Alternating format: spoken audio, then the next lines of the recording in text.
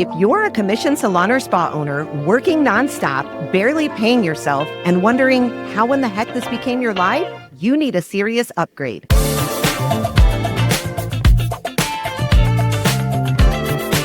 Welcome to the station.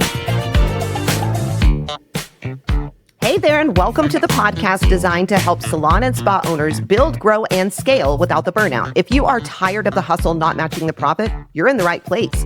This is where we break down the real strategies, leadership skills, and business systems that turn beauty businesses into profit powerhouses. It's where beauty pros become powerful CEOs. And today, we are diving into a topic that doesn't get talked about enough, probably because it makes a lot of people really, really uncomfortable. But avoiding it isn't protecting your business. It's actually putting it at risk. We are talking about 1099 misclassification and the legal, financial, and cultural damage that it is doing in the spa and salon industry. There is this huge wave of miscommunication out there, and it's encouraging salon owners to classify their teams as independent contractors, even though they function like employees. Some of it is salon owners just maybe doing what they've seen others do, thinking that it's normal. But here's the truth. It's not legal, not federally, not in any state in the nation. And the consequences, they are absolutely massive. Let me be clear. We are not doing this episode to shame anyone. If you have made this mistake, you're not a bad person. You're not a bad owner. It's going to be okay. And you're definitely not alone. But you do need to take it seriously. You do need to fix it, because the longer you wait, the more it is going to cost you. Hey, Chandra. Hello. How are you? I'm doing good today. Well, I know that you have always run a compliant salon from the start. But when you first heard how common misclassification was in our industry, were you surprised? Yeah, I mean, I was surprised. It's everywhere. And I could not believe just how many salons and spas have been running this way, and for many years too. I was definitely shocked. I didn't even know that it was really that big of a thing. I thought there were a few here and there that just didn't know any better. It's what they did, and when they found out that they were running illegally, they wanted to correct it really, really quickly. I think we are in a total different spot now. I think a lot of people are doing it intentionally for a lot of different reasons, and they're not so quick to fix it now. Do you feel the same way? Oh, yeah. I even see stuff on social media all the time with people arguing about running their businesses that way and how that's the way it should be run. So, yeah, crazy. Yeah, it's an interesting topic for sure. Okay, guys, I want to share a client story with you really, really quickly. We had a coaching client come to us after years of classifying her whole team as 1099s. She had contracts, she had handbooks, she held team meetings, she set schedules and pricing. She thought everything was covered because a coach told her that it was fine as long as everybody agreed to it. But then one of her stylists filed for unemployment, and it triggered an investigation that brought the IRS, the Department of Labor, and her state agency. They uncovered years of misclassification. She was hit with back taxes, penalties, legal fees, all that stuff. And if they found intent, she could have faced really, really serious charges. But she didn't hide. She didn't make excuses. She owned it. She rebuilt her structure the right way. And today, she is fully compliant. She has a great team, strong profit margins, and confidence in the way that she is leading her team. She's not operating from fear anymore. She is operating from clarity. Chandra, when you hear stories like this, owners who truly believed they were doing things the right way, but were following maybe some bad advice, what goes through your mind? And do you think most people actually know that they're doing something illegal? Yeah. I mean, when I hear these stories, I'm fearful for them. I get scared for them because I know what can happen if they get caught. And I think that they just don't realize. I just think they really don't know. They're just following things in the industry. They're following things they've been told, and they just think they're doing something that's okay. Yeah, I agree with you to an extent. I feel like maybe 10 years ago, people really didn't know. I think now there's enough information out there that a lot of people do know. And like I said earlier, they're just being a little shady. I'm just going to call it how it is. It is what it is. Okay, let's get this out of the way really, really quickly. You cannot legally have a 1099 employee. You can't. That term, it doesn't even exist. No matter what you've been told, no matter what you've heard, it does not exist. If you are giving someone a 1099, you are saying that they are self-employed. That means you're not their boss. You're their landlord. That's it. You cannot dictate their schedule. You cannot hand them a handbook. You cannot tell them what to wear, what to charge, what to post, or how to show up. You cannot discipline them. You cannot set benchmarks. You cannot require them to go to education and trainings. If you are doing any of that, you are misclassifying, period, point blank, no ifs, ands, or buts. I know some of you guys are hearing this right now and you're thinking, but I have a contract. We all agreed. My CPA said it was going to be fine. I'm going to say something that is probably going to make you very uncomfortable, but it has to be said. Some of the worst advice that salon owners are getting right now is coming from business coaches and CPAs who don't fully understand our industry or they don't understand employment law. Just because someone gives you advice with confidence, it doesn't mean that it's correct. And just because someone else is doing it does not make it legal. The IRS and the Department of Labor, they don't care if it's in writing. They could care less. They don't care if your team agrees to it. They care about how the relationship functions in real life and if it is following legal terms.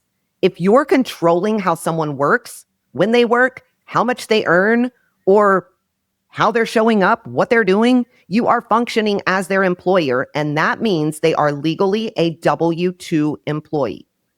There is no gray area here. This isn't a loophole. This is the law, period. And ignoring it, it's never going to make it go away. If you get caught misclassifying, you could owe a ton of back taxes, penalties, unpaid wages, interest, and criminal charges if found with intent. We're not talking about a slap on the wrist here. And even more so, which we're going to talk about, your employees or your 1099s, whatever you want to call them, they could be in big trouble too. We are talking six figures in damages to your business, regardless of the state that you live in. We have to learn to lead differently. We have to be more informed. We have to stop listening to bad advice and start stepping into the CEO role with integrity. Chandra, a lot of salon owners, they get stuck in this gray area. They want the control of that W-2 structure, but the simplicity of the 1099 setup. Why do you think this is? I think it's just kind of easier. They think they can save money. They think it's going to cost them less. They think that they can kind of get through those little loopholes without having to necessarily be compliant, because there is a lot more involved when it's a W-2 compared to a 1099. So I think that they want to be able to make it easy, and they just don't want to spend money on employment taxes. Yeah, I agree with that. I think they want the best of both worlds too. Mm-hmm. I think they want to tell people exactly what to do, when to do it, how to do it, and how much they're going to pay them without paying the taxes for it, without taking responsibility for it, without having the liability of it. I think it's wrong in every way, shape, or form. And it really, really makes me angry that we are dealing with this in our industry and that it's becoming so much more prevalent in the world that we live in today. Here's the thing. If you are doing these things, you don't need to tear your business down overnight, but you do need to take responsibility. You need to start building the right structure. The first step, you've got to educate yourself. Stop relying on Facebook groups and secondhand opinions. Call the IRS. It's really, really simple. Call your state Department of Labor. Pretty easy to do. Talk to a payroll specialist who understands the beauty industry. Don't just take advice, verify it, do your own research. From there, you have to audit your own structure. Are you controlling your 1099s like employees? Are your renters being treated like team members? Are you running an employee-based business while handing out 1099s in order to avoid payroll and taxes? If the answer is yes, you have to make a transition and you got to do it fast. And that's going to start with leadership. Talk to your team. Be honest with your team. Share everything that you've learned. Let them know that you are doing this to protect the entire business, to protect them, and to build something real. Some people may leave, sure, but the ones who stay, they are going to trust you more. They are going to see that you're serious about doing things right. Here's the thing. You are never going to be able to scale what is built on a lie. It's never going to happen. You cannot build a healthy, empowered team when the foundation is legally broken. And you cannot call yourself a true CEO if you are still operating like a hustler that is dodging responsibility. It's never going to work. But you can change. You can lead with integrity, and you can build a business that's not just profitable, but sustainable, legal, and really strong enough to scale. That's what we want for everybody out there. Okay, Chandra, I know that you have always done everything the right way. But for owners who are scared of the responsibility that comes along with doing it the right way, what do you think you could say that would help them feel maybe more confident about building that type of business? Yeah, I mean, I think it does fall on leadership and it falls on your structure of your business. And I think that you can change that around and you don't have to be so afraid of it. I mean, once you have it set up and in place, it's really not that difficult to operate that way. So I think just, not being afraid of it, educating yourself on what is the right thing to do for your state and for compliance where you are. Like you said, it's not okay anywhere. So you need to kind of find out exactly what it looks like for you. And it is scary, but I think you can, once you start making these changes, it gets easier. Once you're informed, it's not as scary when you know what you need to do. I agree with that. And listen, I get it. Some people hear all of this and they think, well, I have done it this way for many years and nothing's happened to me. But here's the thing. They only have to catch you one time. One unemployment claim, one disgruntled team member, one anonymous complaint, one audit. And suddenly, everything that you've built, it's on the line. And to the stylists listening right now, if you are being treated like an employee, but getting a 1099, run, freaking run. I am dead serious. You are unprotected. You are not covered under workman's comp. You have no unemployment benefits. If something happens, an injury, a dispute, a shutdown, you are the one that's going to pay the price. You could even be on the hook for back taxes. It is not worth the risk to have someone else handle it all for you when you could possibly get in trouble. Salon owners, you can't afford to look the other way. Stylist, you cannot afford to stay in a situation just because it feels stable. Because when it all comes crashing down, and it will at some point, it will. There are people talking about this everywhere. People are going to start turning people in. When this happens, you are the one that is going to be left holding the bag. If you are not sure whether your setup is legal or you're a stylist trying to figure out if you are being misclassified, we created a free checklist just for you. It is called, Is Your Salon Structure Legal? A 1099 versus W-2 checklist for salon owners and stylists. It breaks down the legal definitions, the red flags, and what to do next if something feels off. You can go to our website, www.thebeautybizagency.com, download that, and it should help you out. All right, Chandra, I want to move into a listener question that we got recently. It says, I've been running my salon with 1099s for years, and I honestly did not know that it was illegal.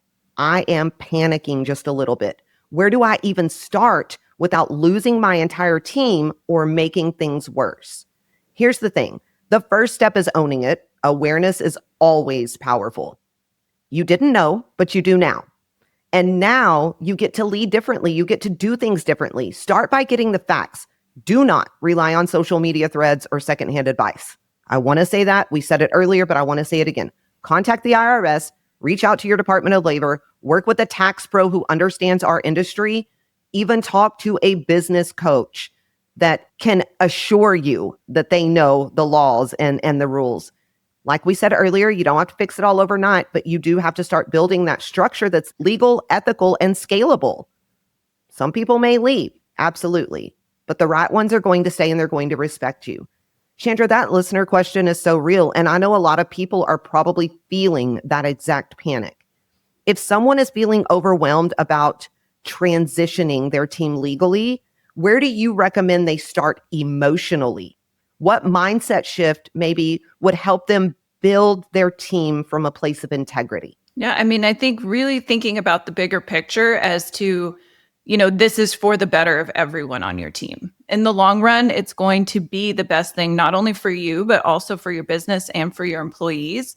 And so I think really shifting your mindset to start thinking about it in that way, it's not a bad thing. It doesn't have to be a scary thing. It's about growth, and it's about changing and making things better for everyone. And I think if you can start thinking about it from that perspective, it's a little bit easier to start that transitioning process. I would agree with that. And here's the thing, even if you do have to start all over, even if you do, at least you are doing it with integrity and you are walking in the legal lines.